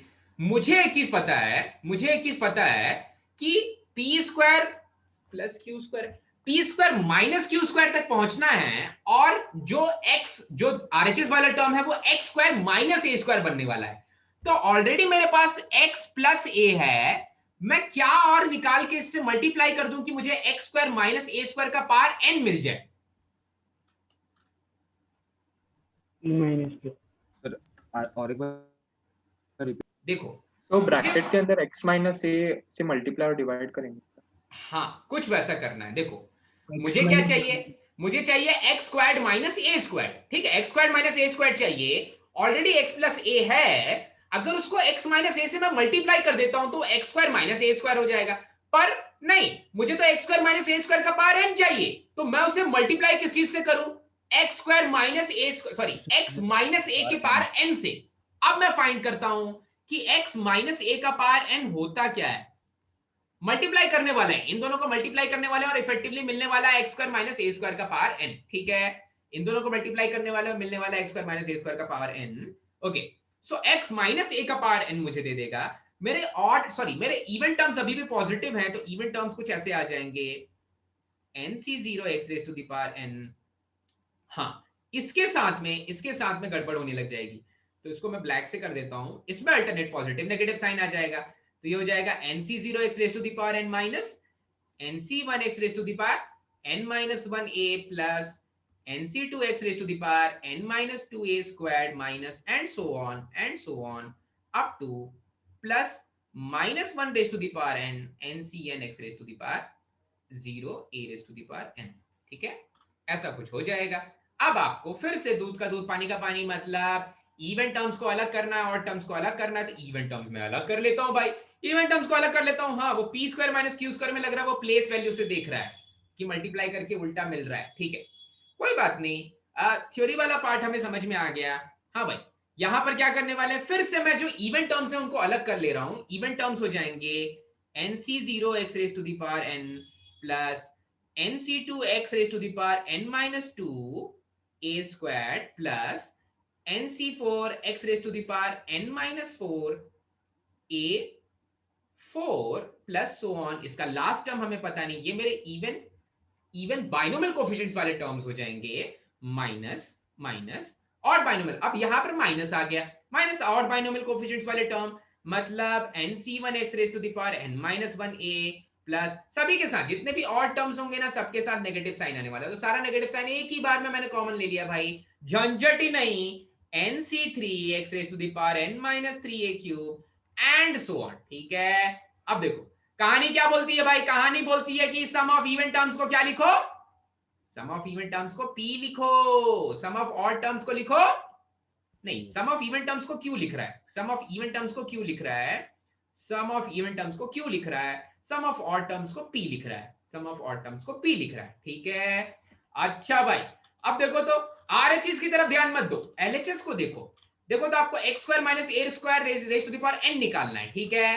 तो मैं क्या करने वाला हूं, देखो इसको अच्छे से लिख लेते हैं एक जगह पर, x plus a raise to the power n मुझे मिल गया q plus p, x minus a raise to the power n मुझे मिल गया q माइनस p, और मुझे चाहिए x square minus a square raise to the power n, तो मल्टीप्लाई कर देते हैं इन दोनों को, तो मुझे LHS में मिल जाएगा x square minus a square raise to the power n, और LHS में ये मिल जाएगा, RHS में मिल जाएगा q square minus p square, ठीक है।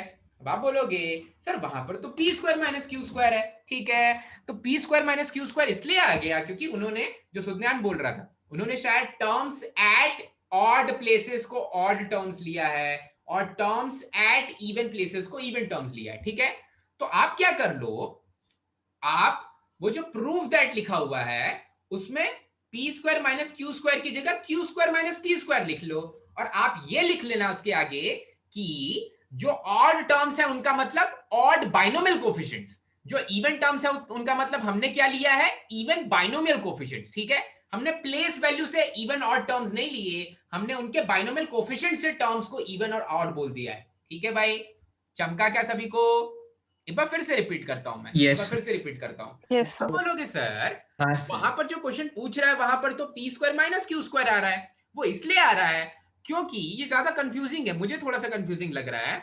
वो ऐसा मान रहे हैं कि जो इवन प्लेसेस पे टर्म्स है वो इवन टर्म्स हैं। अब इवन प्लेसेस का मतलब जो सेकंड प्लेस पे टर्म है वो है nc1, वो प्लेस वैल्यू तो उसकी इवन है पर बाइनोमियल कोफिशिएंट उसका ऑड है, ठीक है। तो उनका इवन ऑड बोलने का मतलब ये है, केजरीवाल नहीं है भाई यहाँ पर इवन ऑड वाला, उनका इवन ऑड बोलने का मतलब ये है कि जो प्लेस वैल्यू है उसकी वो डिफाइन कर रहा है कि टर्म इवन होगा या ऑड होगा। हमारे इवन ऑड लेने का मतलब ये है कि जिसके पास, जिसका बाइनोमियल कोफिशिएंट इवन है, जिसका लोअर बाइनोमियल कोफिशिएंट इवन है, वो मेरा इवन टर्म है, जिसका लोअर बाइनोमियल कोफिशिएंट ऑड है वो मेरा ऑड टर्म है। ठीक है, तो कुछ ऐसा सोचा गया है, कुछ ऐसा सोचा गया है। अब बताओ यहां तक सभी को समझ में आया है नहीं आया? अच्छे समझ में आया भाई? बिल्कुल अच्छे समझ में आया। Yes, sir. ये क्वेश्चन, Yes. ये प्रॉपर्टी में डायरेक्ट याद रखना। देखो एक वो वाला क्वेश्चन जहां पर मैंने बताया था कि 3 कंसेक्यूटिव टर्म्स अगर गिवन हैं और फिर आपको सारी वैल्यूज निकालनी होगी तो लास्ट वाला फर्स्ट वाले को मल्टीप्लाई करके डिवाइड कर दो बीच वाले के स्क्वायर से। ठीक है, ये कौन सा क्वेश्चन था भाई? ये क्वेश्चन था question number 11 of in class exercise, और होमवर्क एक्सरसाइज में क्वेश्चन नंबर 13 है। ठीक है, सो होमवर्क एक्सरसाइज का क्वेश्चन नंबर 13 मैं आपके लिए छोड़ता हूं। बिल्कुल सेम कॉन्सेप्ट है, बिल्कुल exactly same ditto copy question है, बस नंबर चेंज कर दिए। ठीक है, तो वो वाला क्वेश्चन हम स्किप कर सकते हैं। लेवल 3 का जो क्वेश्चन नंबर 11 है और 12 है वो अभी हम सॉल्व कर लेते हैं। ठीक है भाई, किसी को कुछ और पूछना है क्या? बढ़ जाए आगे, क्वेश्चन नंबर 11 ले लें भाई। चल Yes, sir. Yes, sir. Level 3 का क्वेश्चन नंबर 11, लेवल 3 का क्वेश्चन नंबर 11 ले लेते हैं। क्वेश्चन नंबर 11 होमवर्क एक्सरसाइज 9.1 का। अच्छा, यहां पर बोल रहा है बाइनोमियल एक्सपेंशन, ये जो क्यूबिक रूट है उसकी जगह पर मैं डायरेक्टली पावर 1/3 लिख रहा हूं। ठीक है, तो यहां पर बोल रहा है 2 raised to the power 1/3 plus 3 raised to the power -1/3 लिख लेते हैं। 3 raised to the power -1/3 है ना? हाँ, raised to the power n। किसको किसको समझ में आया? कोई ऐसा है क्या जिसको समझ में नहीं आया कि 3 raised to the power -1/3 कैसे लिख दिया? समझा सर। कोई ऐसा जिसको नहीं समझ में आया ये वाली चीज? सभी को आ गया समझ में ना भाई? बिल्कुल, अच्छा ठीक है। यहां पर बोल रहा है the ratio of 7th term from the beginning to the 7th term from the end. अब देखो, मैं पर्सनली कौन सा फॉलो करता हूं? मैं पर्सनली डायरेक्ट फॉर्मूला फॉलो करता हूं। ठीक है, मैं पलट करके 7th टर्म निकालने से अच्छा मैं ऐसा मानता हूं कि n - r + 2th टर्म निकाल लूं मैं। ठीक है, तो फिर से ये आपके ऊपर डिपेंड करता है कि आप में से कोई दिख नहीं रहा। एक सेकंड, और मैं भी नहीं दिख रहा हूँ, आप ये बोलोगे।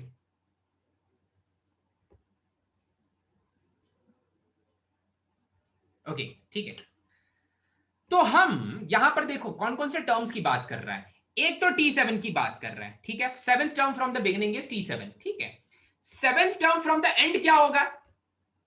T of n minus n minus r n plus +2. plus 1.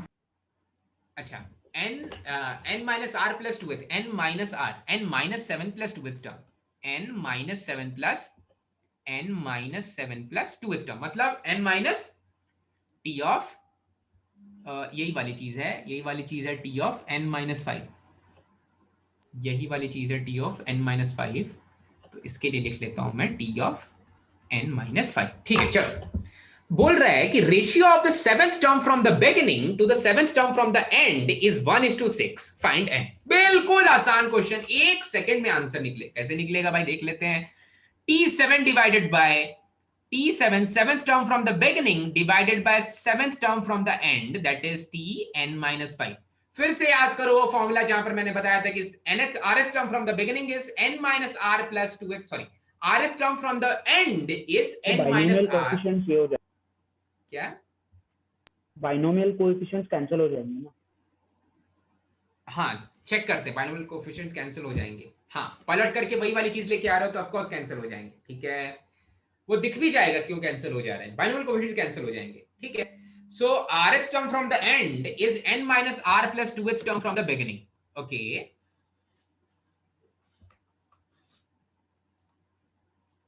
rth term from the end is n - r plus 2th term from the beginning. अच्छा भाई, तो इसके लिए मैं क्या कर रहा हूं, इसके लिए मैं कुछ ऐसा लिखता हूं, T7 मतलब T of 6 plus 1, Tn - 5 मतलब T of n - 6 plus 1। n - 6 + 1. हाँ बिल्कुल सही। देखो तो T of 6 हो जाएगा NC6 पहला वाला 2 raised to the power n - 6 divided by 3 दूसरा वाला 3 raised to the power -6 divided by 3। ठीक है, काफी आसानी से लिख लिया भाई, एकदम अच्छे समझ में आ गया बाइनोमियल थ्योरम का rth टर्म लिखना। दूसरा वाला T of n minus 6 plus 1 लिख रहे हैं, जो टी ऑफ n माइनस 5 बनने वाला है उसके लिए मैं लिखूंगा n c n माइनस 6। और यही वाली चीज ऋषिकेश बोल रहा था, सर बाइनोमियल कोफिशिएंट्स तो कैंसिल ही होने वाले हैं। हाँ बिल्कुल कैंसिल होने वाले हैं, लिख लो भाई, NCn माइनस 6 और NC6 बराबर बराबर होते हैं। अच्छा तो यहां पर 2 का पावर जाएगा, 2 का पावर जाएगा n minus 6 that is n minus n plus 6, और वो हो जाएगा 2 raise to the power 6 divided by 3 multiplied by 3 raise to the power n minus 6 with a negative sign divided by 3। ये n minus 6 with a negative sign divided by 3, ठीक है। तो ये कुछ ऐसा दिख रहा है, 2 रेज टू द पावर, मैं इसको इफेक्टिवली यहां से यहां पर लेकर के आ गया, ये दिख रहा है 2 raise to the power n minus 6 divided by 3 multiplied by 3 raise to the power minus of 2। अच्छा दोनों का पावर से ठीक है, ऐसे लिख लेते हैं, नहीं ऐसे नहीं लिखते, डायरेक्ट डायरेक्ट खेल लेंगे, उधर में डायरेक्ट डायरेक्ट खेल लेंगे, ठीक है। अब 2 का इफेक्टिव पावर देखना है, 2 का इफेक्टिव पावर तो यहां पर और यहां पर 2 है, ठीक है। ऊपर में है n माइनस 6 डिवाइडेड बाय 3, नीचे में है 6 डिवाइडेड बाय 3, तो 2 का जो इफेक्टिव पावर है आप देखोगे वो हो जाएगा 2 raise to the power n minus 12 divided by 3, ठीक है। चमका क्या? Yes sir. यस हाँ बिल्कुल सही, ठीक है। अभी अभी अभी यासर बोल तो 3 का इफेक्टिव पावर क्या है, मल्टीप्लाइड बाय, ऊपर में 3 का पावर लिखना है, ऊपर में लिखे या नीचे में लिखे, 1/6 दिया है क्या, 1/6 दिया है, ठीक है। नीचे में पावर लिख लेंगे, कौन सा लिख लें, इन दोनों को ऊपर लेके चले जाते हैं फिर नीचे लेके आ जाएंगे। तो यासर तुझे क्या करना है, 3 का इफेक्टिव पावर बताना है जब 3 ऊपर चला जा रहा है, तो क्या हो जाएगा 3 का इफेक्टिव पावर,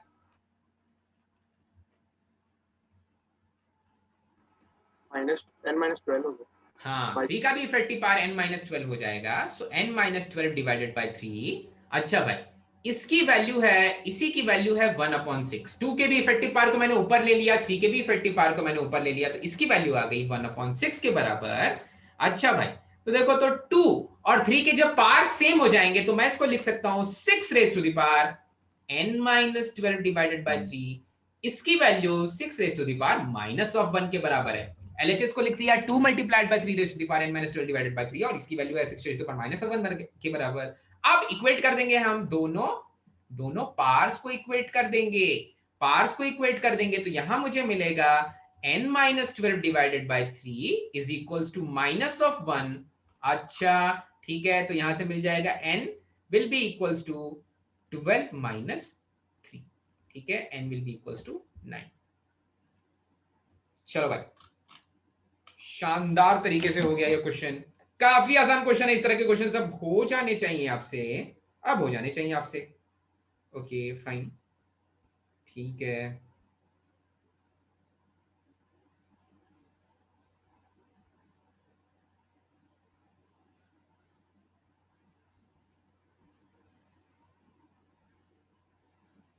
ओके चलो बढ़ जाए आगे, किसी को कोई डाउट, इस तरह के क्वेश्चंस हो जाएंगे ना भाई आप? Yes sir. बहुत बढ़िया, ठीक है। एक और क्वेश्चन नंबर 12 कर लेते हैं लेवल 3 का, क्वेश्चन नंबर 12 कर लेते हैं लेवल 3 का। हाँ यहां पर बोल रहा है if the third term in the expansion of expansion of x raised to the power minus of 1 plus x raised to the power log of x base 10 base x होता तो बात बन जाती, x बेस 10 दे दिया है, ठीक है। इसके एक्सपेंशन में this term raise to the power 5, हाँ ये बाइनोमियल टर्म के एक्सपेंशन का जो थर्ड टर्म है वो है 1000, तो x की वैल्यू क्या है? अच्छा भाई तो इसका जो थर्ड टर्म है, इसका जो t3 है वो है 1000, इसका जो t3 है वो है 1000, ठीक है, t3 इसका है 1000। अच्छा ओके, तब फिर जो t3 है वो निकालने के लिए मैं क्या लिखूं भाई, निकालने के लिए क्या लिख लूं प्रत्यक्षा? t3 निकालने के लिए क्या लिखना पड़ेगा t3 को?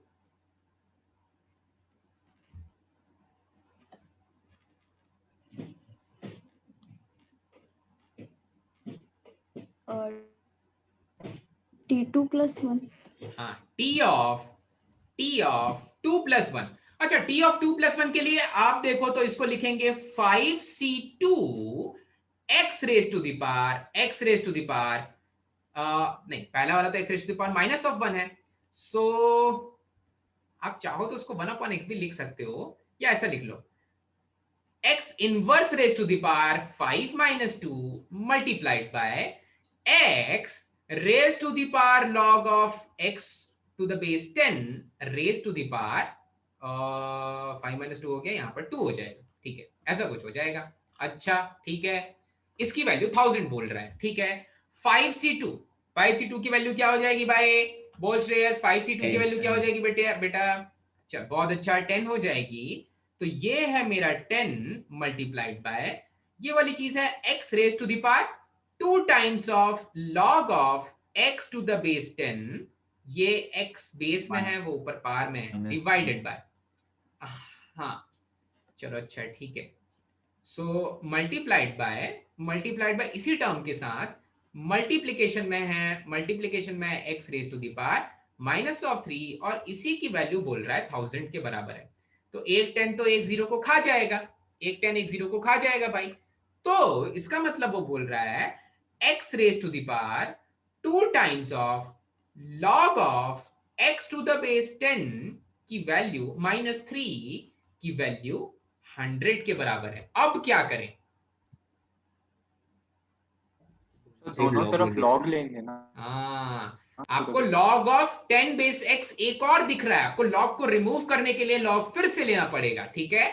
देखो, अगर मैं दोनों तरफ log to the base x ले लूंगा, ध्यान से देखना, दोनों तरफ log to the base x ले लूंगा, यहां पर भी 100 है और यहां पर भी 100 है, इज इक्वल्स टू यहां पर भी 100 है। दोनों तरफ अगर मैं log to the base x ले लूंगा तो यहां पर log ऑफ ये वाला मसाला टू द बेस x और यहां पर log ऑफ ये वाला मसाला टू द बेस x, ठीक है।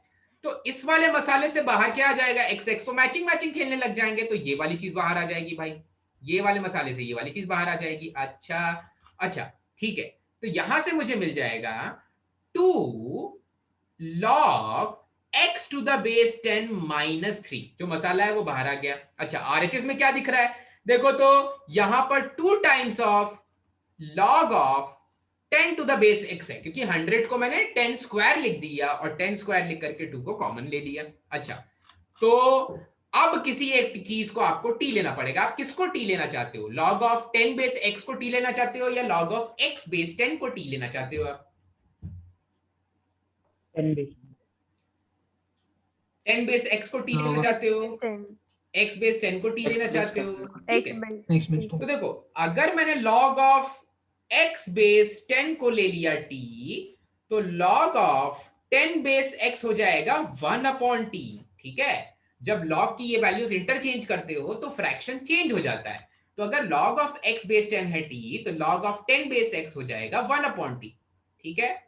ये नहीं समझ में आया तो मैं थोड़ा सा और आपको अच्छे से समझा देता हूं भाई। देखो, ये वाला log ऑफ x बेस 10 हो जाएगा 1/log of 10 to the base x, और इसकी वैल्यू हो जाएगी t, इसका मतलब log of 10 to the base x हो जाएगा 1/t, ठीक है, ऐसा कुछ हो जाएगा। ओके, अब इन वैल्यूज को रख देते हैं। तो ऊपर गिवन है 2 times of t -3 is equals to log of x base 10 को t लिया है तो is equals to 2 divided by log of 10 base x है 1/t, ये हो जाएगा 1/t। अब इस क्वाड्रेटिक इक्वेशन को मुझे सॉल्व कर लेना है, ठीक है। तो ये हो जाएगा 2t² - 3t is equals to 2, और अब थोड़ा सा दिमाग लगा देना है भाई। तो ये 2t² - 3t - 2 is equals to 0, इसके जल्दी से आप रूट्स निकाल दो भाई। और इसके रूट्स हमें कौन बताएगा, अरे अनिरुद्ध तू आ गया क्या? चल तो 2t² - 3t - 2 के रूट्स बता दे बेटा।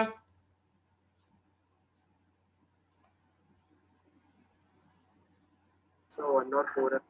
1 और 4 आ गया, वेरी गुड। 1 और 4, हाँ, t इज इक्वल्स टू 1 आ गया और t इज इक्वल्स टू 4 आ गया, ठीक है। या सर ये सही बोल रहे हैं? t is equals to 2 and t is equals to -half. अच्छा, तो ये 1 और 4 कैसे आ गया था यार अनिरुद्ध?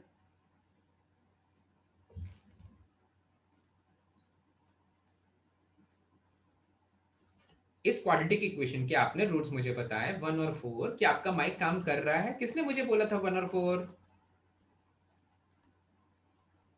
तो मैंने बोला वो कौन है? मैंने तो यासर हाँ यासर, 1 और 4 कैसे आएगा? तो जल्दी है वो। अच्छा अच्छा, ठीक, वेरी गुड, काफी फास्ट कैलकुलेट कर रहे हो आप। ठीक है सानिका, क्या क्या आ गया बेटा? t is equals to 2 and t is equals to minus of half. Minus of half, ठीक है। तो जो 2 है log of x to the base 10, इसकी वैल्यू 2 है। और एक चीज पता चल गई भाई, log of x to the base 10 की value, log of x to the base 10 की वैल्यू माइनस ऑफ हाफ भी है। अच्छा, तो एक तो x, अच्छा log ऑफ x बेस 10, देखो तो कितना इंटरेस्टिंग सी चीज आ गई है मधुरा। देख तो log ऑफ x बेस 10 की वैल्यू अगर 2 है तो x की वैल्यू क्या है? बता सकती है क्या? यहां से x की वैल्यू, यहां से x की वैल्यू क्या आ जाएगी? कोई बात नहीं, श्रेया बोल तो। So क्या? So could you repeat the question? हाँ, I can repeat the question. Question is, if log of x base 10, x to the base 10 is 2, what is the value of x? 10 raised to 2. हाँ बिल्कुल सही, ठीक है। सो x हो जाएगा 10 का square मतलब 100, और यहाँ से जैसा श्रेया ने बताया वैसा यहाँ से x की वैल्यू आ जाएगी स्क्वायर्ड रूट ऑफ 10, 1/10। इसको एक बार फिर से लिख देता हूँ, कोई बात नहीं। यहाँ से x की वैल्यू आ जाएगी 10 raise to the power minus of half. पर क्वेश्चन बनाने वाले ने बोला है कि x की वैल्यू तो 1 से बड़ी है। x की वैल्यू अगर 1 से बड़ी है तो दूसरे वाले टर्म से x की वैल्यू आ जा रही है 1 divided by 10 raise to the power half. ये तो पक्का 1 से छोटा है, तो यही सही वैल्यू ऑफ x हो जाएगी। ठीक है, चलो भाई नोट कर लो सभी।